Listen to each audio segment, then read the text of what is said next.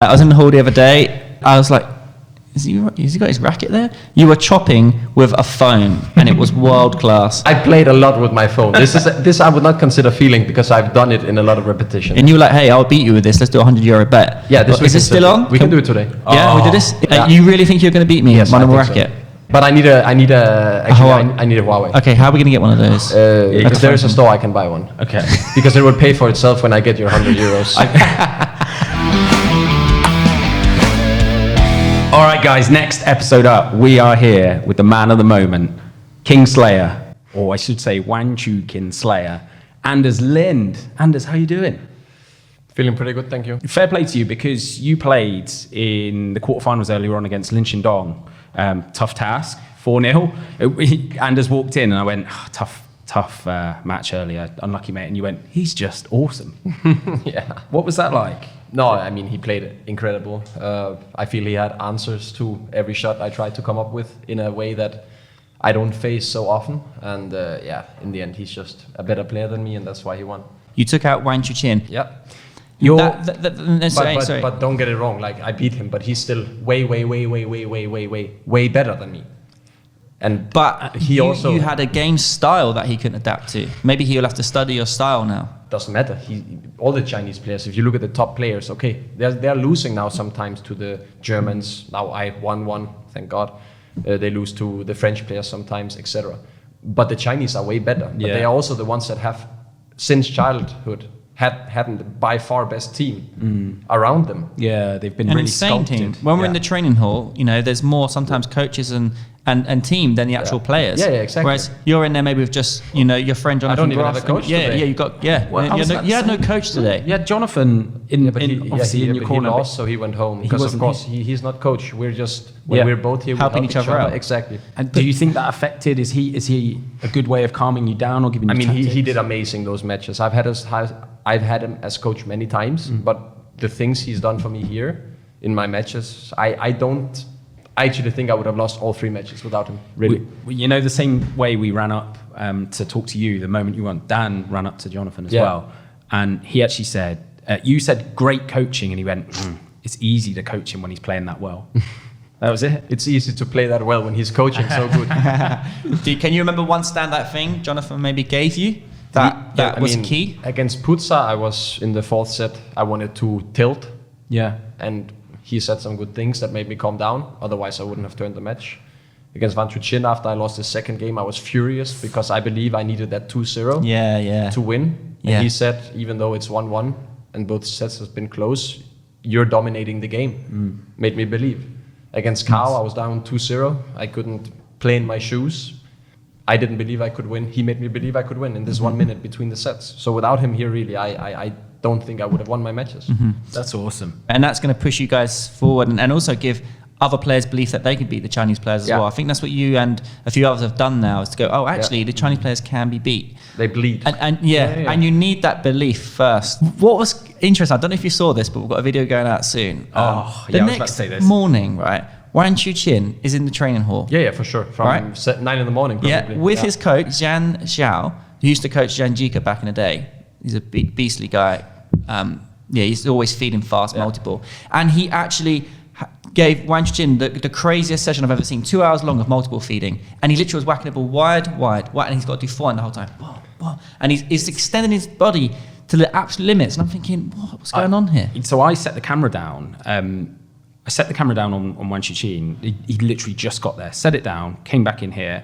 I maybe went to check on it, came back in and went, guys, Wang Chuqin is getting battered in multiple. Like, he's breaking down here. And I was like, you won't believe it. Like, the camera's on it. You won't believe it when you see it.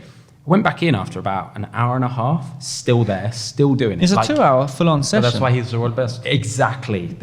He had that loss straight in the hall, and he was getting worked. Hard work and discipline beats talent any day of the week. Yeah.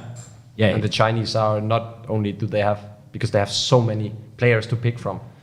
All the Chinese players have unbelievably much talent, but they also have the talent to work hard and have discipline and work ethic. So they have everything in China. All the Chinese top players, they have everything.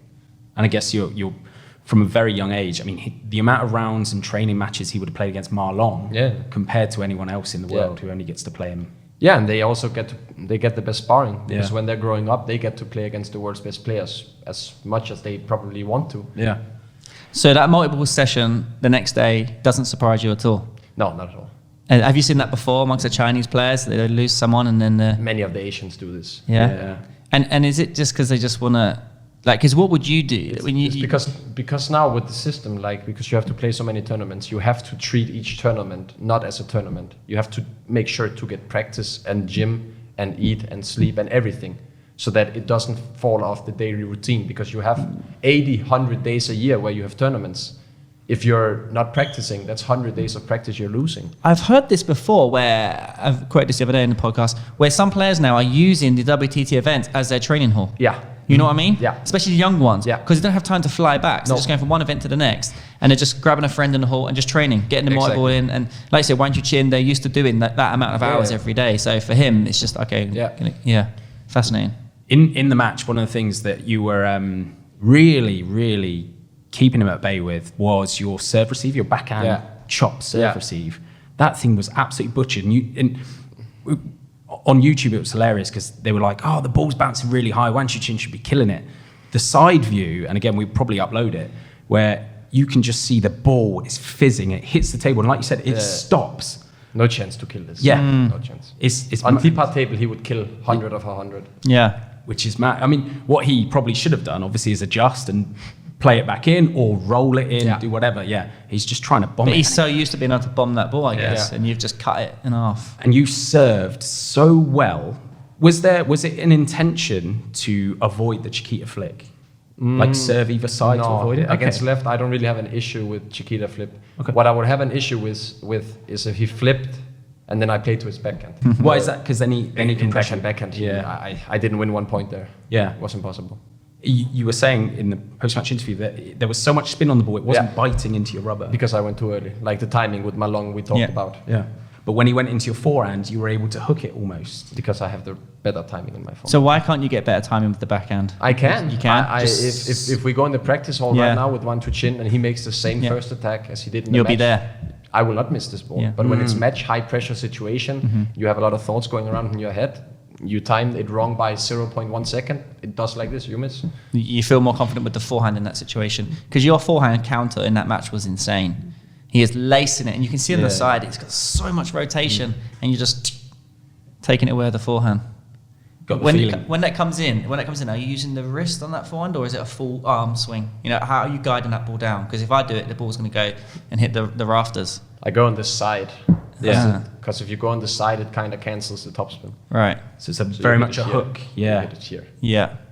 That's what you said that Truls did to you in that. Exactly the same. Okay. But that's the same, I guess, principle as a Chiquita flick, right? You brush in the side of the ball and put the side on it to negate the skin. If you try to flip like this on a downspin serve, it's not possible. The downspin takes it down. But if you go like this... So it's the same concept. Yeah. What's your plans going forward at the minute then? We're in China at the moment. What's the... Go home. Yeah. Game 18 hours a day for a few days. Yeah. And then start practicing again. Yeah. That's fantastic. What's next on your radar? What's Europeans. Yeah. In Austria, isn't it? Yeah. Nice. You feeling confident, feeling good for that?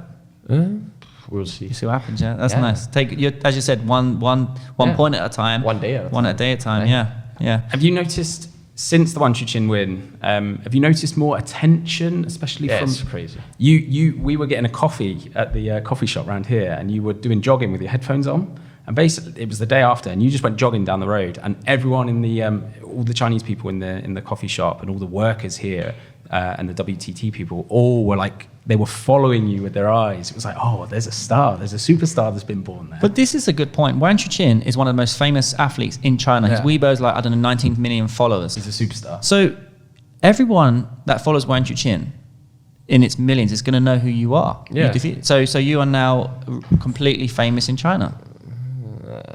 I mean, around this area where we are right now, because I guess a lot of people also are here at the moment for the tournament to watch. Yeah, it's pretty crazy. I want to go back to probably 2021 because you suffered a massive car crash, fair to say? Yeah, it's pretty big. Broke your back, thought you were going to be paralyzed, the whole... Can you walk us back to like that night, what happened and kind of your recovery? I was on the highway going to practice and one car next to me, I found out after the accident, of course, but the old man had a heart attack. Oh, wow. So he lost control of his car and basically rammed into me. So he forced me to crash as well with I was going 110 kilometers per hour, maybe 120. Whoa, that's 70 miles per hour UK. Yeah. That's fast. Yeah, it's quite fast. And then, I crashed. My car was totaled. Yeah. My back was totaled. And that's what happened. So, oh my God. What happened? Did passers-by call the ambulance and the police and stuff? I guess so. They were there quick. Yeah. Were you unconscious then? And then I was conscious all the time, actually. Yeah. You must have been terrified. Shock coming in. Yeah, I mean, I didn't really feel any pain, of course, because there's so much adrenaline and things going on in a situation like that. But yeah, it was a pretty scary situation. And then, so you get into hospital, they'll start to do the X-rays and stuff. Exactly. What do you remember being told about how serious it was? Yeah, they said it's like when you break a bone, it can either be a controlled break or uncontrolled break. An uncontrolled break is what I had, which means that I had to be laying in bed until surgery, because if I walked around, my the two bones could slip out of position and cut my nerve. Yeah. Wow. So I was bed for 5 weeks in a row. Yeah. That was very boring. You get the laptop up. Well, how much movement did you have? I guess in your upper body, was there lots or not? In the 5 weeks? Yeah. No, nothing. I couldn't turn either. I laid on my back for 5 weeks straight without moving. Wow. Once. Could you use your phone? Yeah, this was okay. I could move my arms. Okay. Jeez, man. And then, so the recovery process and then where you are now is absolutely incredible achievement. And to do what you're doing now, you're taking the table tennis world by storm. It's phenomenal. Thank you. To do that. And you must have been having all sorts of thoughts in your head during that time, like, oh my God, can I play table tennis again? Let alone can I walk again? Yeah, I mean, my first thoughts were walking again, because the doctors told me with the break I had, there's 80-90% probability that you will be paralyzed from your waist down. But then also after the surgery, they said it went good, and I knew, okay, my recovery, okay, maybe I couldn't play again, but for sure I would have mobility in my legs. So this was the first step where I was like, okay, that's good. Yes. How good did it feel to hold a bat again and hit a ball? It felt very good, and I did it way too quickly. But that's the problem with any injury, right? Everyone comes back from an injury or anything just so quickly. No, I remember actually one time I went down to the hall, maybe 4 weeks after surgery, where I was not allowed to do anything at all. I went down in my, is it called corset? Yes, corset. I went down in my corset and I played one set of backhand with my teammate Tobias Rasmussen, and I won really easily. Imagine that for Tobias. Oh God, that's great. I couldn't play forehand at all. I couldn't turn, but I could stay like this really stiff. Was you confident at the time? Was you like yourself? I'm going to beat you here, because I know you I actually because I've always beaten him very easily in backhand. So I actually said that when we played a set before we started the set, I said, I'm going to beat you with this corset, and he was laughing, saying no way. I think it was 11-4 or something. He got destroyed. And that's fantastic. You know what? I want to get your thoughts on this, because we just had Petra Sorling, ITTF president, on the podcast before you, and we proposed a test idea to her. We said, we think this would go viral, right? We get some of the pros, say 10 of you, in a room. You play a match, but there's no serving. There's a line 2 meters off the table, and you just top in. How good would that be? It would be good rallies. Yes. Not very good for me. It would be terrible for me, because my spin is. And my serve is very good. So, your serve is good. So it sounds interesting, but please no. Maybe know the enders. Well, you could do the backhand lawnmower technique on it and just shing it. Yeah, this is true. It's like a samurai drawing a sword, that one. Yeah. It's beautiful. All right, so back to kind of how long was it following your surgery to when you got to represent Denmark again? I mean, they were weird, because the doctors told me I needed maybe 10 to 12 months complete break, and then maybe 4 months of rehab, and then I could start playing again. But I took 4 months rest, 1 month rehab, and then I started practicing again, I think 4 or 5 days before European Team Championship, and then we won bronze. And I beat Liam, and I won 2 against England, as you might know. We're always biased on this pod. I had played 2 hours in total before that tournament. Well, the thing is, your recovery though, because you're an athlete and going in, let's say the average human being has a car crash, there is probably an average time of recovery, but you're such an athlete. To be a top tennis player is so physically demanding now. That's probably why the recovery was actually quicker. Good, you know, how's your diet? You good diet? Or No. Okay. Oh, the opposite there. Yeah, but the amount of training and how much you hitting a ball Not that much. Yeah. Oh yeah. No, It would surprise me actually. Not that much. No. Not enough. That's my biggest issue. You just beat the world number 1. Yeah, but like if you look in the last, let's say, 8 years, and you look average a day, Yeah. 40 minutes. What, a day? Yeah, That's madness. I don't know. So do you think then that you're just born with a natural talent then, and it's not an environmental product? Natural talent for what? I don't know if there is anything as natural talent. I don't know. If I play for 40 minutes a day, I won't be able to hit a barn door of a banjo. No, I don't know how, but yeah, I never really learned to practice, and I don't practice that much. Yeah. But somehow I still play. Maybe it's just style that makes it. You have so much feeling. Yes, this I have. What is feeling? I would say actually it's understanding both spin and speed of the ball, that you always know which angle or which shot to do on different balls you're receiving. Michael May's had this feeling. A lot of players in Denmark seem to have it. The Dane on our team have it. Swedish. We need to have it. We don't practice as much as the others. You all have this mentality. We have Dane on our team, and Dane's just like, I haven't hit a ball, and then he's flying. So yeah, we have the Dane, obviously. Daniel, how do you say his surname? Daniel. And his surname? Simonsen. So how do you know him? Did you grow up playing against him? I mean, he's 4 or 5 years younger than me. Yeah. We played a few times in like youth national championships, etc. But I don't know him that well. No. Mm-hmm. We can't believe how good this kid is. And he doesn't seem to care, doesn't seem to bother training properly. And he's got exactly the same as you, that understanding of like spin and speed. And he's just flying around the court. There's something in the water in Scandinavia, I'm sure. That monster energy he's got. Yeah. Is it fair to say that you have a bit of a reputation for being a bit of an outsider, a bit of a bad boy, a lot of people, I think because you're lefty as well, seem to mention the serves and all of that stuff. Is that fair, would you say? Or? Not anymore. A few years ago, yeah, sure. But that was fair because if I played 20 matches, I would lose my head in 6 of them. I wouldn't fight in 3 of them. And then, so it was too random, my performances and my mental... what can you say? My attitude in my matches was way too random and up and down. But in the last 2-3 years, no, I don't think it's fair to say this. Is that something that you've worked on, or is that just like maturing as well? I mean, also this helped a lot, of course. But when you learn, it's the same, So yeah, I've learned it. Did you have a psychologist helping there? Yeah, she has someone working with you. Okay, cool. Working on like strategies to calm down and stay aware in the moment. Yeah. What's the number one thing that he told you that you felt helped the most? Play one point at a time. Yeah. The point before that you already played doesn't matter. The point that you're playing after the point you're playing doesn't matter. It's easier said than done, though. How do you then apply that? It is. No, keep thinking it, keep trying it, until it becomes a habit. Yeah. You were you had a lot of analysis with that kick in the TV thing. Then you know how hard your leg was moving and stuff. A lot of like calculation. Are you like that with your table tennis as well? Like you analyze? Yeah. Okay, give an example.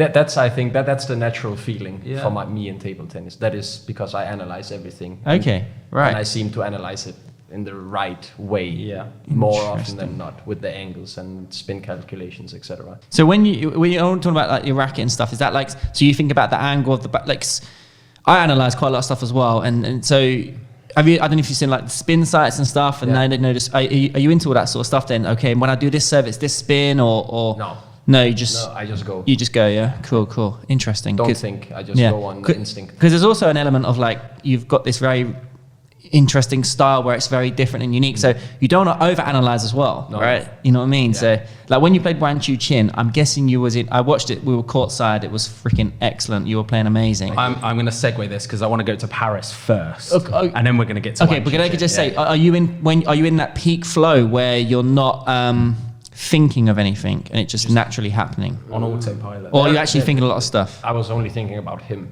I was only thinking about what he didn't want me to do. Okay, and then you're constantly trying to apply that tactic. Yeah, I didn't think anything about myself at all. Interesting.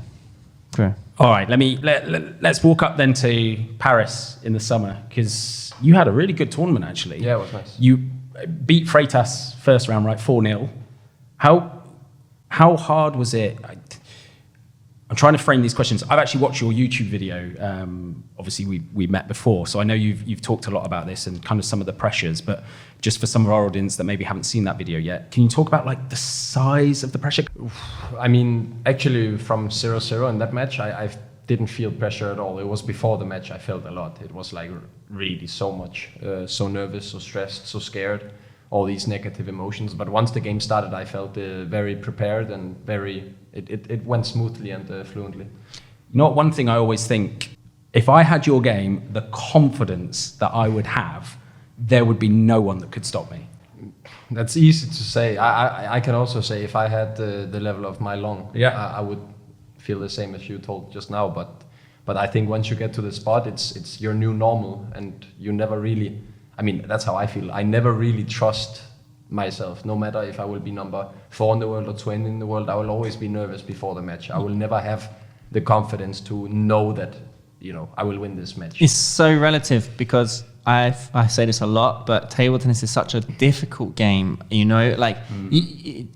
agree with that and how complex it is to bring a good level? Yeah, it's so difficult. One day you're playing amazing, next minute you're really struggling to find a performance, and you can see that across any level, whether it's local league or the world's best. There's just so little margin. There is, isn't there? Because there is so much spin in the game. If you touch it in an angle that is 0.1 degree wrong, it's net out. Yeah. Hugo Ma Long earlier, I was watching it. I was really studying Ma Long as he's playing. And I was like, okay, what's he doing? And Hugo opened up, Ma Long went to block it and it went straight to the net. And I was like, well, Ma Long's human. That's what I do in the local league. It actually happens, like even that. And so Ma Long, the best player in the world, has literally just gone like that and it just went down. Yeah. Like there's that, you know what I mean? Like he's done that a million times, but yet the ball went down. What caused that? I mean, wrong timing. Yeah. Just wrong. Is it wrong timing? Or is that always the answer for someone like that? When it goes down like that on the block, then yes. So, and what should the timing be? I guess it's relative to... If you go too quickly on the ball, the rubber will not handle the spin. It will just go off, almost like if the rubber is wet. So Ma Long missed that ball because he actually went too early and rushed it. And probably because his brain's thinking, I'm under pressure. Hugo's got in first, I'm stressed. And often the body's reaction is to go too quickly, right? So surely that's all relative as well. That timing to a different table, different ball, humidity. Also with the tables. If you play on the table like here, which is I think it's DHS or double fish, it stops quite a lot. And then if you go on teapot table, it's a different sport. Yeah. So when you say stops quite a lot, that is the ball in its normal grip arc. of the table. Yeah, it's slowing up. It's not coming through as fast. If you make topspin, it's speeding, and if you make downspin, it's slowing down because the spin grips on the table. Where on teapot, which is much more slippery surface, no matter if you play downspin or topspin, it's going to bounce in the same way. Is there stylistically, I guess probably for that you use a lot of spin. Yeah. So are these slower tables better for you? Yeah, every player has tables that they play way better on. I play way better on slow tables. Yeah. I don't like the slippery tables. Interesting. Because like Darko was saying, he preferred the T-bar ones. And Darko is on T-bar. Darko is really like insanely good. Yeah. And he is also insanely good on stop tables, but not as good as on T-bar. Well, he had match points over Hugo yesterday. Like he was really close to being the one out there today against Ma Long. Yeah. Fascinating. That's something that I would never even take into account. When I think of if you were playing Darko on one table and then at the next one, I wouldn't even think like, who are they sponsored by? What tables are they going to use? Oh, that could make a difference, right? I think that's a massively, as opposed to like tennis and clay, if you play Rafa Nadal on clay, it's much harder than playing him on grass. Grass and clay is also almost two different sports. You need different timing, you need different technique, you need different angles. It's the same. Would you say now in table tennis, when you're on different tables, different balls, does your technique vary slightly? Yes. Right, okay. Not just slightly, quite a lot actually. Could you give an example then? So let's say you're going to a random hall and it's a different feeling. Because it's difficult to go with these stop tables and fast ones because for people watching, the tables vary a lot, right? In table tennis, so what would you say then? You go to a hall and it just feels, I guess we have to go if it feels like a slow hall, would the technique change? If it's a fast hall, is that what it is? No, it's a tables. It's the table. Okay, let's say doesn't matter if it's slow or fast hall. Got it. Okay, so let's say we've got a stop table then. What's the technique? Well, first of all, you have to. It depends. If you get downspin balls, you have to wait forward because it's going to stop more. So if you, for example, get a long push on the stop table, it's going to bounce and you have to hit it here. If you then go on a fast table, it would bounce and go to here if you took the same timing. So you have to manage your range from the table. It's different timing, and when you take different timing, you need different technique. You need different angles. We were watching Harimoto actually serve practicing out here. He was doing his pendulum and he was firing the ball in. And if you watch the first half a second of it, you would swear it's a long serve. Yeah. It was hitting the table and just stopping. Yeah, exactly. On Tipa, that would for sure be long. Yeah, 100% it goes long. Yeah. What about when you compare wood floor and Gur flooring? There feels a difference there? No idea. No? I always find it's fast. Are you playing wood floor anymore? No, we don't. Just Gur floor, yeah. Oh, it's fast. The wood floor is fast. I don't remember. Yeah, it's hard to serve short if the floor's wood compared to a Gur flooring. What about the balls? Balls are not that different. But they're always, you're generally using a DHS or double fishing. Yeah, but there's not so much difference now on the balls. For sure, yeah, and that's it. And as I said, table tennis is a complex game. Yeah. The margin for error, is tricky. Against Lin Shidon. I watched the game and he's winning the short game a lot. You're under pressure. You're dropping back, but then he's doing sometimes a slow spinny ball. And you're going to block it. It's just flying in the air. How is he getting that sort of spin? Well, as if you also look at his backhand, if you look how short his swing is and the power he creates, his underarm and his wrist is a little bit like pitch actually in backhand. It's short technique, but it just flies from the racket. Right. I guess he has it both in forehand and backhand. Because sometimes when he was making a little bit like Timo, but it was so heavy. Right. It looked loaded. Yeah, and this is not normally, I see someone have such a short swing. I don't expect the ball to just pop off my racket, but it happened a few times. I was about to ask, what happened with your shoes? I just lost one of them. I don't know. One of them dropped out of my bag when I was walking to the hall.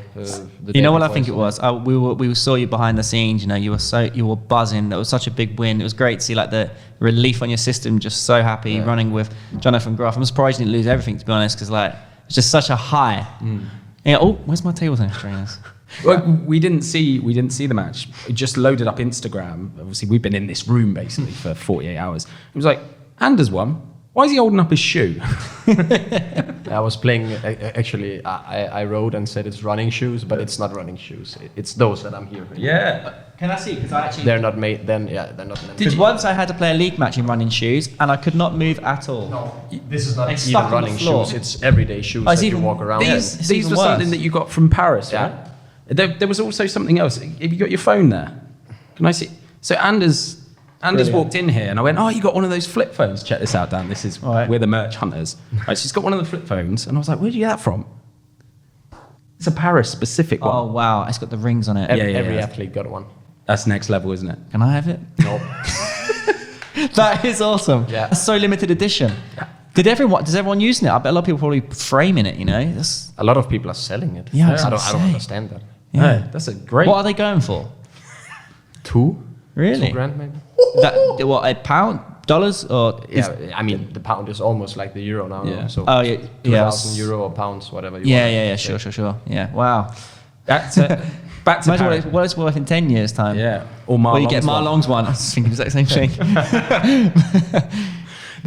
Back to Paris then. So, beat Freitas 4-0. You then played Radzimski. Yeah. In an absolute epic, right? Yeah. That was the day, I think there was 4 or 5 massive 4-3s. That was Alberto Mino had one, I think with Finlay. Yeah. But there was a day where there was all these epic 7-setters and you were part of that. How did that feel? Because you were up, right? 3-2. It was 1-0. I mean, I won the first game and then we exchanged winning sets all the match. Yeah. Was that the longer the match went on, were you more kind of focused in the zone on just I need to win this, or did any of the Olympic pressures come in? No, I didn't feel pressure on that match either. I was nervous because I really wanted to win, but that there is a crowd and I know that my country is watching me play for once. The Olympics, everyone goes together as a country, so I know there was a lot of people watching, but in the match I don't think about this. So how is it in Denmark? So the Olympics, everyone was following you and stuff. Do you feel like it's boosted up? Because obviously in Sweden and France right now it's insane. In Sweden and France now it's insane, but that's also because of the results. Absolutely. But sometimes just in general, you had a good performance in Olympics. Does it help push? Not really. So you beat Radzimski. Mm-hmm. Was it straight then into the Harimoto match? Yeah, I played that match 7 hours after. Wow, 7 hours. It's horrible. It's brutal. Was that just the way the schedule lined up? Yeah. Was Radzimski the end of one day and then Harimoto the next morning? No, the same day. Same day. Hours after. Yeah, I played Radzimski. My match with him finished at maybe 1 o'clock, and I played Harimoto at 7. What? I didn't know that. How did you feel in that one? Obviously, Harimoto got the better of you. Was that? Do you feel that played a bit of a? Yeah, I feel that match played a huge impact. Yeah. Like my body and physique is nowhere near Harimoto's. Yeah. Yeah. So he's jacked, right? For him to play, I think he could play 15 matches in one day without dropping in level. But I felt like I dropped a lot from the first to second match that day. Yeah. Because, well, especially physically, but also mentally, you know, after a tough best of 7 in Olympics, one of your biggest matches in your career, you're drained. Yeah, adrenaline without kicking. recovery time. It was hard to focus, and I was moving really, really poorly. I've seen you a few times around different tournaments and things, and you often take kind of moments to gather your thoughts and just sit down and was that something that, again, is that a bit of a strategy? Is that something you need to do to clear your mind? Or just something you do naturally? I just do it when I want to. Yeah, fair. Did you watch Harimoto's next match? Because he played Fan Dong. Yeah, best match of Olympics. Yeah. Was completely cracked. Yeah. It was so high level. It was, you had that one and obviously Trolls and Wang Chuqin as well. Yeah, that Harimoto one was just... Yeah. Unbelievable game. Yeah. Yeah, it felt like that upped the level of the performance. Like if Harimoto had won that, I think he maybe would have gone to win, you know, unless if Trolls could have messed him about. But yeah, he was playing at such high level. Yeah. No, Felix would have won. Yeah. Good point. Is that Felix would not lose Harimoto in a best of 7. Yeah. Do you know what was crazy about the Olympics? It was so close to having a non-Chinese final. Yeah. Because like you said, if Felix would have took Harimoto out. Well, Dima as well only just lost to Felix in the round before as well. So 7, Dima's a mental monster. Yeah. Dima Harimoto would have been good, how many days then? So you played Harimoto, then you had the rest, obviously, until the teams. In which, similar thing for Trolls, right? Playing you. I think he played the final, and then the next morning was playing you. 12 hours after he was playing me. And you guys went all the way. That's 3-2, wasn't it? No, if I remember correctly. So. No, but in you and Trolls. Yeah, I had 2-2-9-7. Yeah. On your serve or serve receive? My serve. Do you remember? Does it still haunt you now? No, but I remember what I served. It was a stupid decision. What did you do? I made long to backhand. He played cross, and I tried to bomba, which is stupid. I should put it on the table. And then at 9-8, I serve. He received short. I receive short back. He plays half long, and I missed the first attack, I think. Then at 9-9, I receive good. He puts high. I tried to kill, but I timed wrong, so it came up weak, my topspin, and he just punched it. Yeah. And 10-9, I made again a very good receive, but very slow, heavy spin to forehand straight, and he just made this to my backhand, and game over. Yeah. How have you just remembered? It said it point for point. But that's the analysis you have, though, and actually a lot of players, when they recall, they're so good at recalling their game, and maybe that's probably part of what you need to be a top player at table tennis. You need to really understand the game, understand every single point. You know, a lot of amateurs, or let's say semi-pro players, they'll it's all right, I lost that point. You know, maybe they're not analysing it. They're not recognising patterns. How important is the sequencing in table tennis then? Like, you know, I've touched short here, now this is going to go half long. Is all that just key? I don't know for others, but I don't think like that. Yeah, okay, so what are you thinking then? No, I mean, if I receive short, I don't know. My body moves in the way I want it to. And I don't think. I just go by instinct. Probably just develop that over time by doing that and knowing what happens. Repetition. So you've done a lot of practice when you were younger then? You know? Not really. Okay, when you were, what age did you just start then? What age did you start hitting a ball? 7. 7. And was there coaches around you? My dad. Your dad? Oh, wow. That's awesome. Was he coaching you then, or just knocking? Until I was 10. Okay. So did he give you good fundamentals? Yeah. Yeah, good basics. So, and then from 10, you had coaches working with you? Yeah. How many days a week were you practicing, and how many hours? Back then, actually, maybe 7 times a week. Okay. And what, 3 hours a day, 2 hours a day? Yeah, probably maybe 2 hours a day back then. All right. That's quite a lot of reps. Yeah, it was quite a lot back then, actually. Much more than now. Yes. You're thinking about, maybe I need to go copy that training schedule. So you're not one for, you know, hitting it 6 hours a day then, like, you know, Harimoto or Hugo. I really want to. Okay. I just can't. Is that your back? You need No, it's just a mental like concentration. I can't focus. Yeah. It gets boring after 1 hour. I don't blame you. Same. we were in Hennebon and we did a really awesome video there, and the next day we got to do the Hennebon training camp, and it was so much fun because we got to train with the pros, and I was like, this is amazing, we can play for 3 hours here and train. And Daniel Simonson, the Dane, was with us. He's like, oh, I've got to practice. Half an hour after, he just stopped. He had enough. But you said that about Waldner, right? When you filmed with him, Waldner was the exact same. He just basically rocks up and he's like, what are we doing then? Yeah. Maybe when you've got feeling, to have feeling, it's a fine line, this, but you know when you get kids when they're young and some mess around in the hall and some are really dedicated and focused, maybe you need to be a bit like that. Maybe you need to mess around and just play with feeling to learn feeling. Like, you can't get feeling by being focused. Like Harimoto, does Harimoto have feeling? No. No. There's a difference. Yeah. Do you know what I mean? So but you cannot learn feeling. That's why it's called feeling. Yeah. So then it is a born natural talent. Come on. It's a really fine line, because it's a really good question, but it's very hard to give an answer. And even if you give an answer, 50% of people will agree and 50 will not. Okay. But for me, it's more about analyzing than actually having feeling. It's understanding how to analyze everything regarding the sport. Do you think part of it is a mentality of, like, even when you're growing up, you're trying different things, you're constantly, even because, again, like, if we watch Hugo, right, he's trying to do everything technically perfect, same as Harimoto, as opposed to the Truls chop block.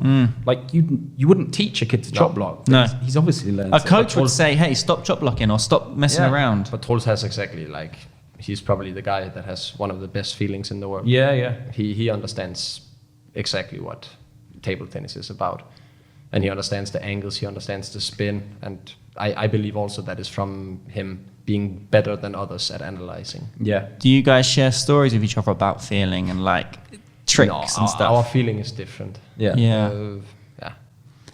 How closely, obviously you would have grown up in quite close proximity with the Swedes. How close are you with them? I would say Denmark and Sweden, we're quite close. Yeah. It's not like I would say we're best friends at all, but I would definitely say we're good together. Yeah. We do great together. Lots of training together, I would imagine. Against but also because, like, through the years we had a lot of sharing practice camps, etc. And they understand Danish now and we understand Swedish, so we also just speak our own language, which also builds a kind of bond when you're used to speaking English every day. So I would say we're quite close. Yeah. Was there, watching the Swedes go on to win the silver medals, was there, like, a bit of pride of, like, your mates? Or, like, I was so happy. Yeah. I was really happy. That's great. It was awesome, wasn't it? Yeah, it was really awesome. Yeah. What about one of my favourite players? Well, a guy with insane feeling as well, Simon Gauzy. What about seeing him win like a bronze in I was very happy also. I like the team. I just think I feel a little bit sorry for him because he's also a big part of the team. And he's a very, very good player. But of course, the LeBruns are getting all the attention, which is, of course, a little bit sad for him. You think Simon Gauzy, he's inspired LeBron brothers as well. He's had such a big part to everything. And he's held that team on his shoulders for like a decade. It's phenomenal. And again, like you said, another player that has insane feeling. In your opinion, who has the best feeling right now on the circuit? Depends which kind of feeling. Do you mean just in general ball feeling? Yeah. The guy who can do the most stuff with the least amount of practice? Oh, yeah. Because the thing is also, like, Truls' chop block is amazing and Truls has amazing feeling. But he's practiced that chop block every day for 8 years. I was going to say Truls. So Truls has amazing feeling, but his chop block is, of course, the reason he started practicing it is because he's able to do it because of feeling. But the reason it's so good and consistent is because of practice. So I don't consider that feeling. I consider when he slaps the ball randomly, this is feeling. Yes. When he makes something weird, or his snake against Fan Dong, the things you don't practice, this is what I consider feeling. Not the stuff you practice. So who do you consider best feeling of that group who don't practice you? For sure me. And that's gonna sound very arrogant, but people that know how much I've practiced, they also all tell me this. Can we just say, I was in the hall the other day and I was like, has he got his racket there? You were chopping with a phone, and it was world class. It was the feeling in you. And then you said, this is actually not feeling. This phone? This is practice. Yeah, I like Because it. I played a lot with my phone. This I would not consider feeling because I've done it in a lot of repetitions. Interesting. All right, and I saw you with it, and you were like, "Hey, I'll beat you with this. Let's do a €100 bet." Yeah, this is this still on? We can do it today. Yeah, we do this Infinity Arena at night time. We can go in the practice hall after this podcast. Perfect. Well, I'll do it in my running shoes as well. You sure? Yeah. You really think you're going to beat me? Yes, I think racket. So. Okay. But I need a I need a Huawei. Okay, how are we going to get one of those? If there is a store, I can buy one. Okay. Because it will pay for itself when I get your €100. I should probably say there are other good phone brands available, guys, not just Huawei. Well, you could do it in the practice hall, or we could see if after play finishes, we'll get all the lights on in the Infinity Arena. You can do it there. I mean, there is no chance you're gonna get that to happen, but if you can, sure. All right, we'll try. We'll give it a go. Or the Smash Arena would be nice. Yeah. One of them. But yeah, I'll be ready. I'm going to get my practice in. Let's go to the China Smash. So, who did you play in the first round? Tomislav Puca. Yeah, I mean, very, very good Croatian player. What was the score in that one? I didn't catch it. Forgive me. I was down 2-1, 9-7. Ooh, best of 5 here. Then I won that, and then I won the last game 11-4 or something. So you imagine if he had managed to take you there 3-1, you wouldn't even have this Wang Chuqin moment. Yeah. Wow. That was beautiful. So I'd actually... I'd said, we were in here editing podcasts and stuff, and I went, guys, I'm not missing this match. I'm going to go out to the Infinity Arena. So I sat right almost behind. I saw the post you did where after I took the first game, you were like, Anders going to shock the world. You trusted me. I called it. You did. I called it early. You and did. And exactly as you mentioned, I was on camera. You could feel it in the arena. I'm aware. So you're playing like in front of 6,000 rabid fans, and every so often, Jayo, Jayo. When he won a point, it would go mad. The whole building would shake. But when you won a point, nothing. Well, there actually wasn't nothing. This was the interesting thing. It wasn't silent. There was a collective. And you could feel it. And what I was thinking at the time was like, you guys aren't helping Wang Chuqin here. They'd be better off clapping through it or doing something.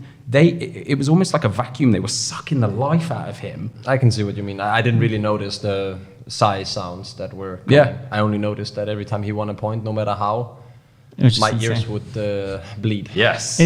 Was that motivating you to do better, or I mean, I just enjoy it. I think it's cool. It's epic. Yeah. I love our sport. I think it deserves more tournaments where we have this atmosphere. Yes. So I don't care if they cheer for me or my opponent. I just appreciate being able to play in such arenas. And you're enjoying the WTT events as a whole, obviously before as World Tours. Are you enjoying the evolution of where table tennis is going? I think what they've tried to do with the WTT, like, this is awesome.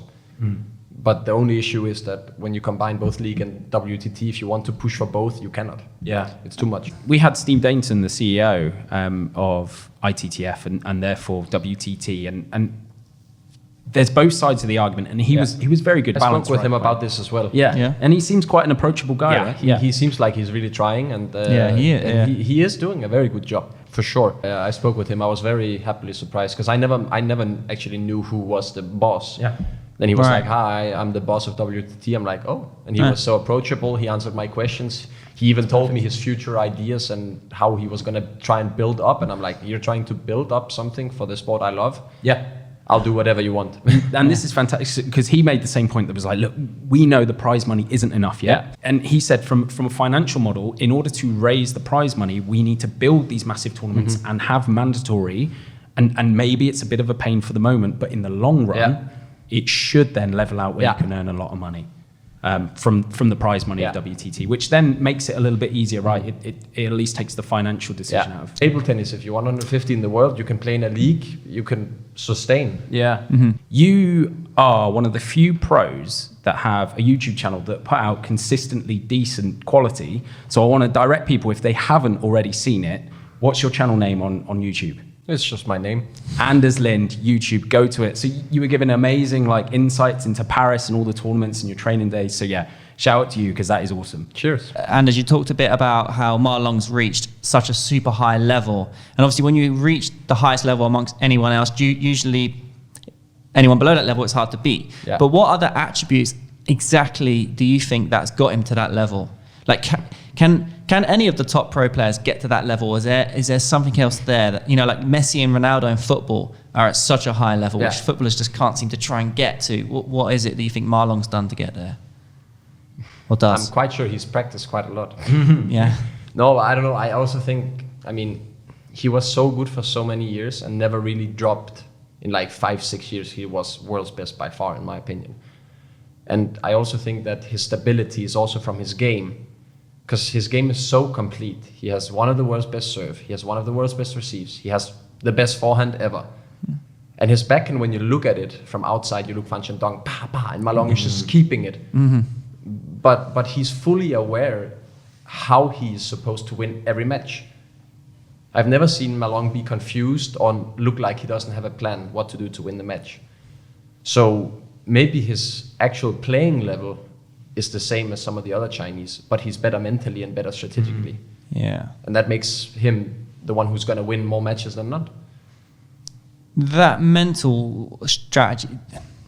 Mental is so important in table. And how's he got that? I would say also that's feeling. That's mental strength. Because he does have a bit of feeling. There is something about his touch, right? Ma Long has so much feeling. Yeah. Like unbelievable feeling. So maybe he's got a combination then of like, let's say your feeling where you can beat people like Wang Chuqin. He has everything. Okay. He has the best everything. He has one of the best feelings. He has for sure one of the strongest mental, heads we've ever seen in table tennis. And he has the best technique. He has one of the best footworks. He is in the top of the world in every single aspect that's important in table tennis. Whereas, for example, Fan Shandong, sometimes he's a little bit slow around the middle with his forehand. Ma Long doesn't have this.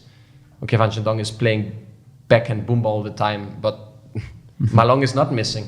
Yeah. If Fan Shandong has a bad day, he will miss 8 of those in the match. If Ma Long has a bad day, he will not even go for those shots. Right. He will try and win the point in another way.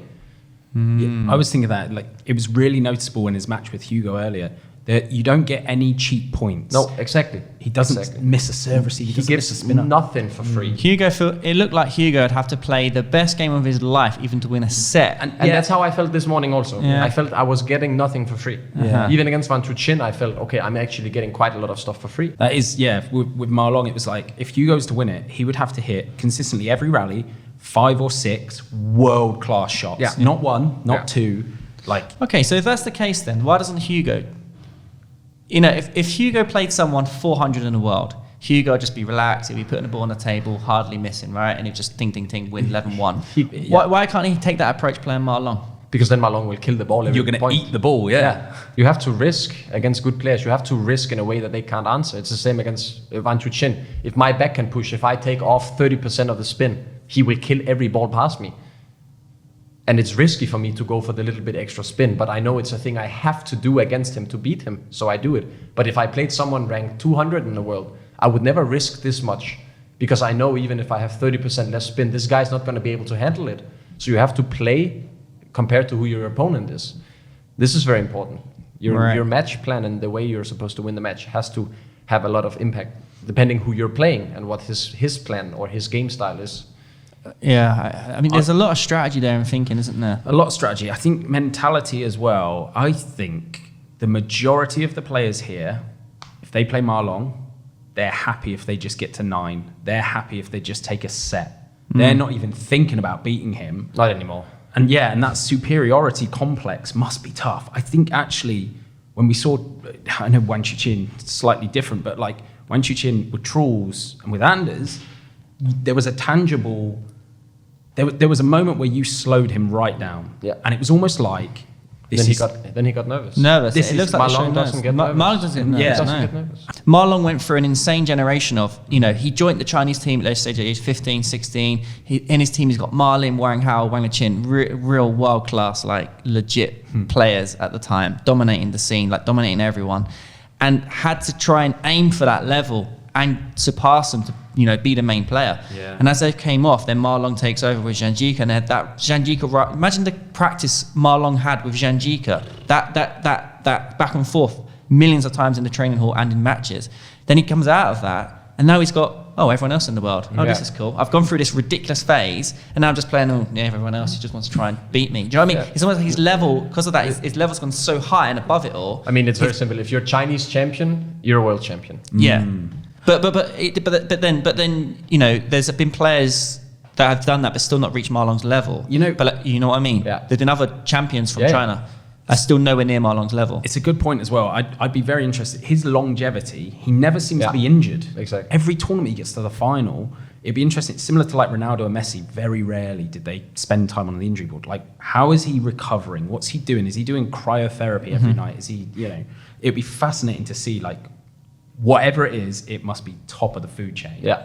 Like, he's just never injured. Yet he has a really big forehand, like you say, really easy to hurt a shoulder, a rib, a thigh. His technique is too good to get injured also. This is a very good point. Many players that get injured is actually because they have a technical flaw that puts way too much pressure on a part of the body compared to what it should be. This is what a lot of physios would say, right? I've had some back injuries, and every time I see a specialist, they'd say, oh, I need to actually see how you play the sport. Yeah. And then, oh, you look very stiff. Yeah.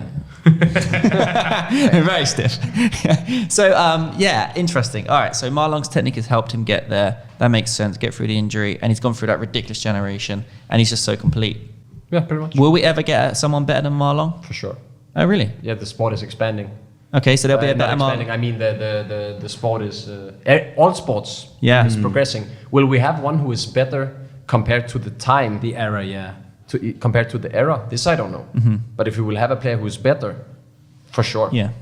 That's what we actually asked Marlon, what makes you the GOAT of all time? And he actually said straight away, he was like, look, I don't consider myself the GOAT because I'm in my era. If you look at Waldner's era, he was probably the greatest. Kong Ling Hui, Wang Chuqin, he reeled off all these names. And Marlon's level now, if Marlon played, when Marlon was at his peak, if he played Waldner when he was at his peak 20 years ago, Marlon would win 11-5, 5-5. Yeah. And in 20 years, maybe the sport will be so much more advanced that the best player there would have beaten Marlon in 2018, 11-7, 7-7. But will he be more dominant in that era compared to what Marlon was in his? Yeah. It's hard. It's great. Yeah, it's a great point to end on. We need to wrap it up because we got some fans at the Smash Park. I think you're going to get flooded with fans after... We have to go check that. Selfie alert. All right. So just to wrap this up, if you don't already follow you on YouTube, go and subscribe there. You're going to see some videos from FIDE last year of Anders hitting some ridiculous shots. And we're going to see Anders probably batter Dan using only his phone. Oh, yes. €100 on the line, right? Yeah. Epic. I can't wait for that one. Guys, as always, WTT has the app. Download that on the Play Store or the Apple Store. Also, worldtabletennis.com for all the live results here at China Smash. So, guys, thanks for watching, and see you all soon. Cheers.